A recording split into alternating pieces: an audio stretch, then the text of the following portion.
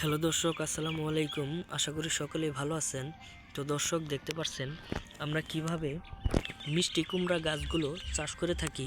তো বন্ধুরা, আপনারাও যদি এ ধরনের মিষ্টি কুমড়া গাছগুলো চাষ করতে চান তাহলে কিন্তু খুব সহজেই এই মিষ্টি কুমড়া গাছগুলো চাষ করতে পারবেন। তো বন্ধুরা, মিষ্টি কুমড়া গাছগুলো চাষ করে আপনারা কিন্তু ভালো ধরনের লাভবান হতে পারবেন এবং অনেক কৃষকেরা কিন্তু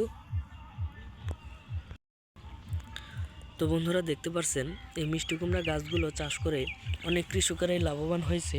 তো বন্ধুরা, আপনারাও কিন্তু এই ধরনের মিষ্টি কুমড়া গাছগুলো চাষ করে ভালো ধরনের লাভবান হতে পারবেন। তো বন্ধুরা, মিষ্টি কুমড়া গাছগুলো চাষ করলে অনেকটাই লাভবান হতে পারবেন।